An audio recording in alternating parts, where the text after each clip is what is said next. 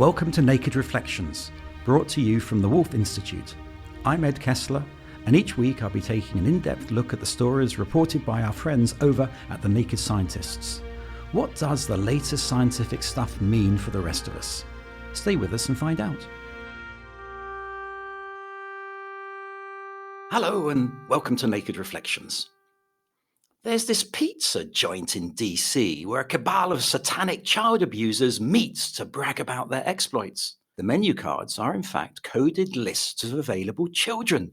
You choose. The initials of cheese pizza, CP, for example, means child pornography. High-profile Democrats, including the Clintons, are regulars.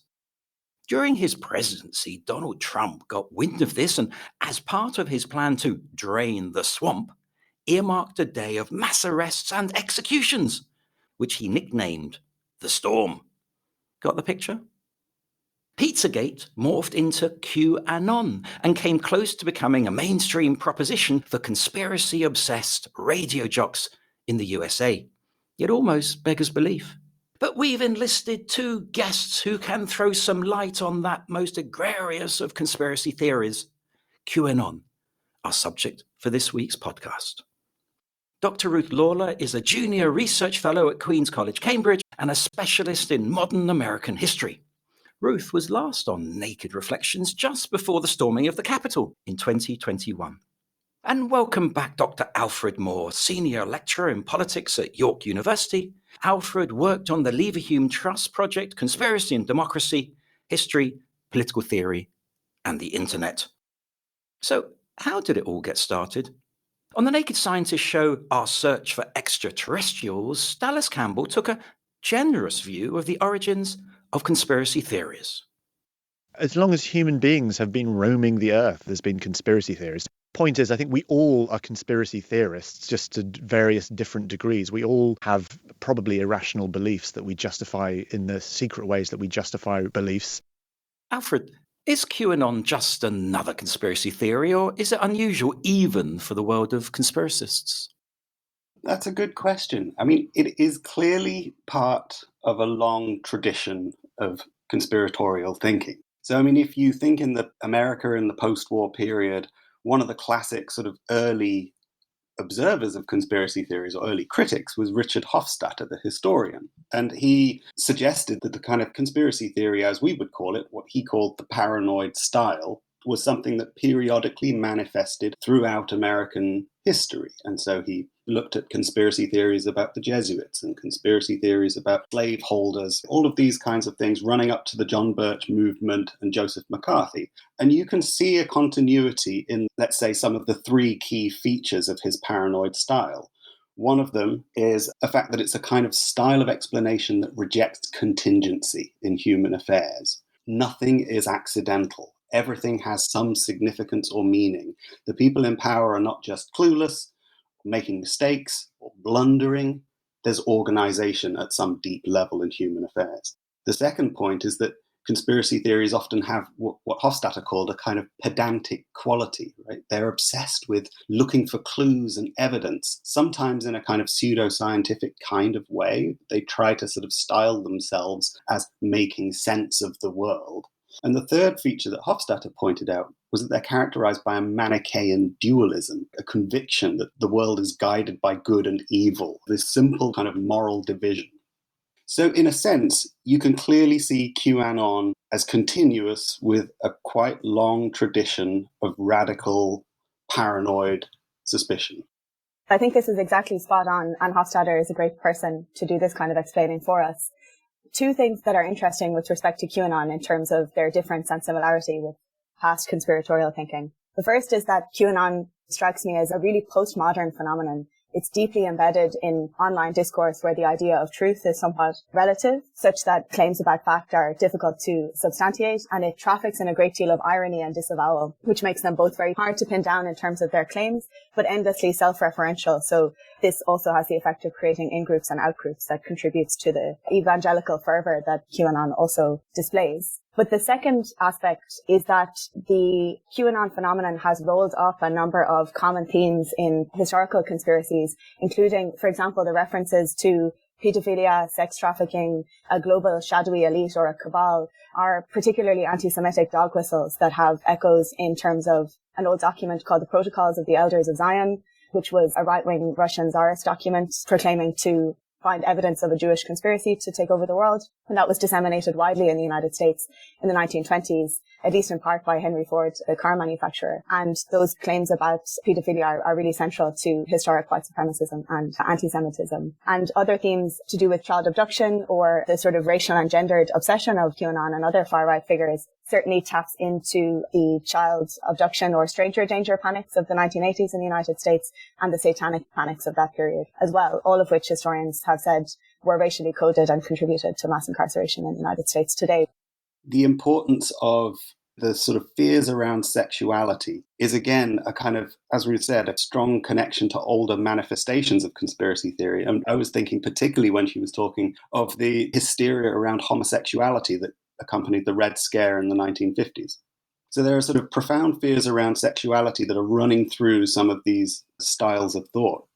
I would also sort of second the point about the peculiarity of the role of the internet, and particularly internet culture, in the emergence of this kind of conspiracy theory, particularly its emergence on the kind of deeply anonymous forums of 4chan, which are characterized by these deep levels of irony and of trolling and of indeed game playing, right? So one recent analysis of QAnon that I saw emphasized the way that it's almost constructed as though it's something that people can play along with. It's got clues, it's got these drops, it's got these little sort of bits of information that people can work with and claim some agency and ownership of. So it's being involved like a real live clues, puzzle solving sort of game. And clearly the propagation of it is in distinctive internet subcultures, and it's obviously burst out into the mainstream, but it roots in the peculiar subcultures of contemporary internet culture are also really important to what's distinctive about it.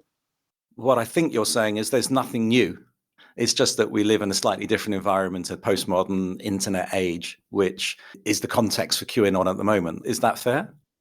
I'd say yes. I mean, as with many things, there are continuities and there are distinct features of how it's manifesting now and distinct affordances in the information environment. There are clearly sort of some distinct things that make this a very 21st century phenomenon, but some of the themes and the style are clearly continuous with older kinds of radical conspiratorial suspicion. Ruth, to what extent do you think QAnon is a specifically American phenomenon? And it's clearly extended beyond that. But on the one hand, there are these old tropes. You mentioned the Protocols of the Elders of Zion, old tropes about sexuality, abuse, and so on. And yet on the other, there seem to be new aspects to it. How global is it? Is it American? Is it global? What are we dealing with here?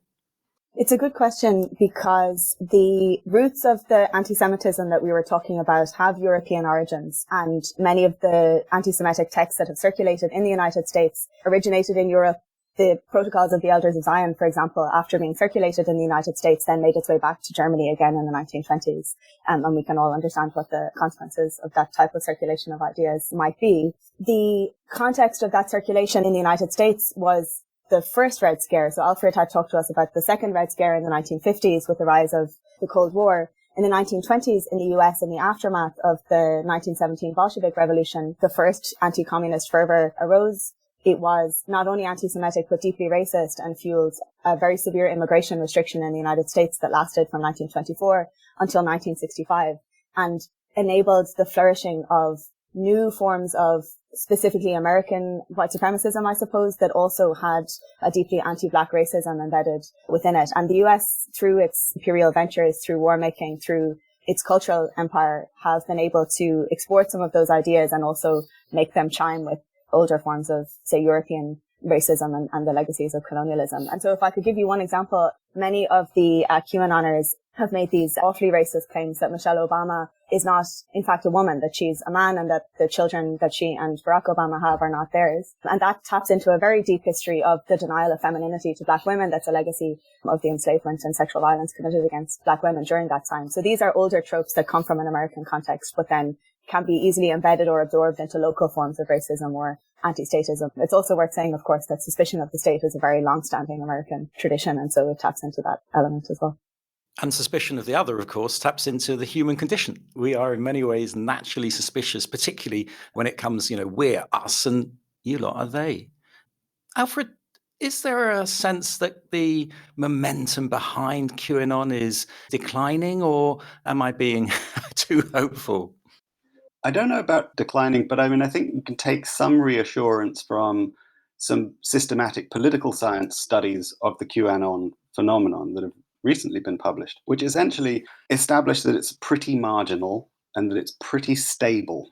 What they looked at was they ran some opinion polls over a 3-year period nationally in the United States and in the state of Florida, and found about 20% of all of their respondents declaring some approval or expressing approval of this QAnon conspiracy theory. And that sort of sounds like a lot, but it's actually not that much, and they find that it's quite stable. They also found that it was located largely at ideological extremes, like it wasn't an exclusively right-wing phenomenon. So what we hear in the popular sort of culture around this are striking anecdotes, very attention-grabbing claims, but not really a great sense of how widely shared these are, who actually believes it, what they're actually doing with it. So there's clearly a lot more sort of research to be done on this kind of thing, but what's been done so far suggests that, well, the anecdotal fears we have of this being some major shared belief system that's driving large-scale political changes is probably not what's going on. It's probably more marginal than that. 20% seems a lot, Ruth. Yeah, the Daily Beast journalist Will Sommer, who's been following QAnon for a long time, estimated that between 10 and 30% of the Republican base believes in the QAnon conspiracy theory. And a YouGov poll conducted last December found that 71% of US Republican voters believes that Joe Biden didn't legitimately win the election. But as to what Alfred was saying, what does that amount to is hard to tell, because QAnon is not an organized phenomenon, unlike some of the other groups that we saw at the January 6th Capitol riots. They're not centrally organized. It's a belief system more than a sort of defined group with membership. People are in the movement for a variety of different reasons. It does bring together these strange elements from across the political spectrum. So if you remember the Q shaman figure dressed in animal clothing at the Capitol riots, he's sort of a vegan, environmentalist, but also a white nationalist. It's hard to pin down what exactly the sort of common denominator always is amongst this somewhat disparate group. I think the key thing is we need to keep an eye on 2024, because the sort of great reckoning that was supposed to take place, the storm during the inauguration of Joe Biden, didn't happen. So there was a momentary setback for QAnon, but the focus is now on whether Trump will run again in 2024. And for me, the big question is always, what are they allowing themselves to do? That's a good question about conspiracy theories.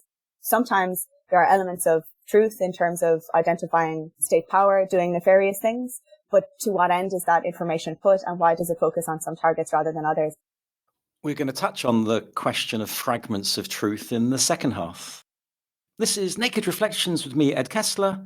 My guests are Ruth Lawler and Alfred Moore, and we're discussing QAnon. That's our story anyway. On the Naked Reflections show, reflecting on communication, Ed Williams raised the alarmingly widely held notion that the Democrats cannot win an American election without resorting to fraud. Now, you might think that was, the pipe work for that was laid by Donald Trump a few years ago. It wasn't. That started in 1986. That was when the Republicans started to lay the ground for a meme, a trope, a belief. Well, actually, 65% of Republicans believe that Biden didn't legitimately win. Okay, so it does have a real world impact. That was when they started to lay the groundwork for this notion that the Democrats can only win with election fraud. I think we've got to call out the big lies, and I think we've got to get better at spotting the pipework being laid for future big lies. Ruth, there are sometimes fragments of truth embedded in conspiracies, aren't there? Yeah, that's right. I think conspiracy theories gain their power and their ability to circulate ideas widely because they can present some element of truth that chimes with people who are feeling dissatisfied for particular reasons or who are suspicious of power for a wide variety of reasons. The interesting question is why some gain traction and others don't, and to what end those ideas are put. So it's interesting, for example, that the Kennedy-Nixon election has a lot of purchase on the right, but not the Gore v. Bush election, which is also known to have had significant irregularities, but which don't allow the right, I suppose, to acquire the kind of power that they see.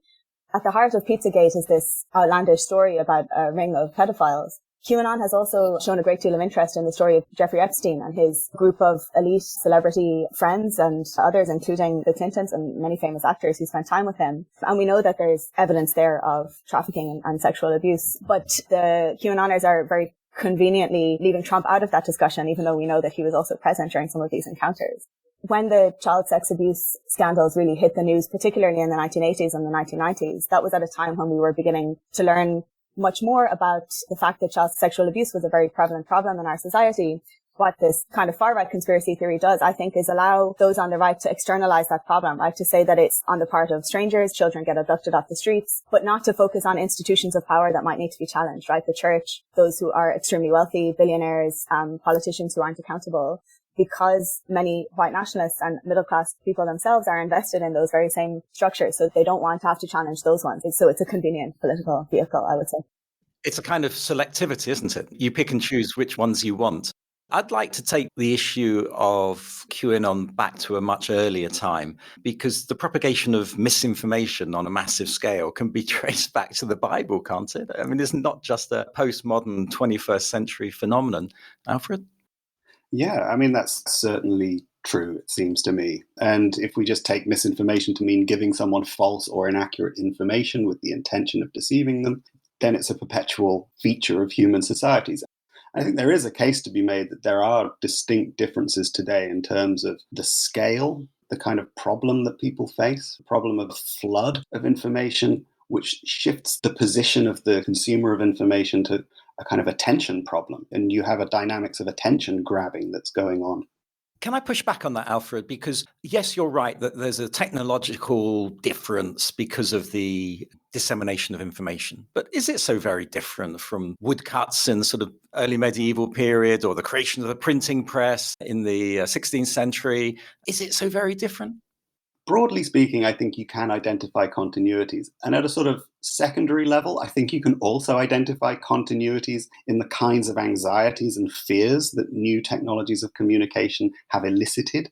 You can find very similar anxieties about the effect of the printing presses, as you can find now about the emergence of the internet. And I'm generally of a view that the kind of heated anxieties tend to be a bit overblown. But I do think that it makes sense to at least think about the differences as well as the continuities. There are clearly a lot of generic, high-level similarities in the motive for spreading disinformation. But when we think about our particular contingent historical situation, we have to look carefully at the manifestations as they are before us. What exactly the problem that we're dealing with today is. And it probably has a different sort of shape simply because of the global reach of communication technologies, the speed, the scale, and to some degree the automaticity. Maybe, Ruth, we need to apply the sort of scientific, dispassionate rigor to the study. Is there something about deploying scientific method in our reception of general information and theories? As a historian, I'm not so certain about that kind of approach, not because there's not some value in ideas about skepticism or objectivity. It is just the case that truth is a difficult concept to grasp, that different kinds of truths exist for different people, and that truths themselves are historically and socially and culturally embedded. So they come from a certain place, which is why it's very difficult, I think, to identify information or misinformation as the problem. And my instinct is to look less to, even though I think Alfred is absolutely right that the global scale of communications today makes a difference. And so too does this speed, the ability to reproduce, to replicate, and to embed layers of meaning in what's called meme culture. So different icons and images that then serve as sort of secret codes to those who are in the know or the people who we sometimes refer to as being terminally online. But the key thing that might have changed, I think, is in the social and economic circumstances of places like the United States that fuel the desire to express these ideas. Because in a society that was more equal or that had less, I would say, reactionary politics, and the instinct to express one's distrust of the state would not take such racialized and gendered forms. The solutions then are both in terms of regulation of giant corporations that are able to monopolize speech in particular kinds of ways, but it also means tackling the policies that produce racial hatred. Michael Flynn, a former national security advisor who's at the heart of the QAnon conspiracy and deeply embedded in this movement, it seems very clear that he was radicalized by his experience in the war on terror, that the level of racial hatred that he espouses comes from that context. I don't think regulating the information will be the solution. We have to look at the social factors. So social economic factors, Alfred, fundamental divisions in society, that's what fosters conspiracy theories. But yet, when I look in other parts of the world, and friends of mine from the subcontinent, very keen on conspiracy theories there in India and Pakistan and Bangladesh, it's almost part of the culture, from what I understand. Is there an aspect of conspiracy theories and QAnon that's just as part of the human condition rather than being motivated by social economic division? I'm sort of wary of large-scale structural explanations as though conspiratorial suspicion will follow some particular sort of general social experience of disempowerment. We can always find counterexamples, times in which socioeconomic distress has not manifested in a profound suspicion of the other. I think also we should be wary of looking for sort of universal stories or explanations that cut across different cultural contexts. So there will be a different national and cultural story to the conspiratorial suspicions of a country like Iran, for example, which are always fixated on the hidden hand of the British. There'll be a very particular story there. We're right to look for some sorts of common cultural features or the use and repetition of cultural tropes and repertoires. And we're right to bring in some level of structural explanation. I think one thing that's sometimes missing is leadership. This is where I do share exactly the views that causes and cures are not to be located in misinformation per se or in structures of information. But I'd say questions of leadership are actually hugely important and possibly underestimated as ways in which certain sorts of experiences are channeled and directed. And that's where it's precisely dangerous. You have certain kinds of leadership directing those suspicions in a profoundly unproductive way. Leadership, Ruth, brings us a little bit, I suppose, to the question of top down, bottom up. And QAnon is, of course, anonymous, right? QAnon. So where do you see that? It is a useful question because in some senses, QAnon as a kind of inchoate or disjointed movement is a movement in search of both a cause and a leader. So Q has to stop posting. There's good evidence that we now know who Q is or was. The documentary director, Colin Hobart, presented in a recent documentary a very good case that Q was Ron Watkins, who is the son of the owner of 8chan, one of the message boards where much of the original incitement was taking place during the Trump presidency. He was never a leader in his real personality. You know, it was who he said to represent that seemed like a godlike leader because he was anonymous and because the Q is a reference to a security clearance level, which was supposed to suggest that the Q person was from inside the administration. Now the movement is looking around for someone else who can replace both the Q poster and Trump, who seems to have abandoned his people when the storm didn't take place after the Stop the Steal March. Michael Flynn is one of the favoured candidates and he speaks at many rallies. He, of course, was quite instrumental in trying to persuade Trump to deploy the military in order to overturn the election in a number of states. And he's somewhat dangerous because of his extensive military experience. He was an intelligence officer, so he knows a great deal about how information spreads. But then there are these local leaders, right? So many congressional candidates have been or are being elected on the back of their involvement or their claims to be part of this movement. Marjorie Taylor Greene is one of them. Lauren Boebert is another. These people are in favor of gun rights, absolutist free speech. Some of them disavow their connections with QAnon when they do get elected, but they're part of the overall same goal, which is to further the power of white people in the United States. I'd like to go back to that question. I think you raised it, Ruth, about the question of truth is different for different groups. And that's always worries me when with that sort of remark, because if nothing's true, then everything's possible. What I mean when I say that truth is different for different people is that many people sincerely hold beliefs that have only some basis in fact. But it's very hard to say what are universal facts because truth is complicated and nuanced. And the old adage or the journalistic adage is that fact-checking only works for simple lies. But these are much more complex and centuries-long ideas that have particular historical roots, as we've been discussing. And so the key is to focus on those things that we could say are universal truths. And they include some things about the human condition that you were referencing, Ed, which to me means the desire for flourishing, to do well, to have community, to be loved, that when we come together, better outcomes can arise, and that we probably should be suspicious of overly concentrated power, whether that's in the hands of capitalists or politicians or the state or anything else. So I like to think about it as trying to balance out those two things.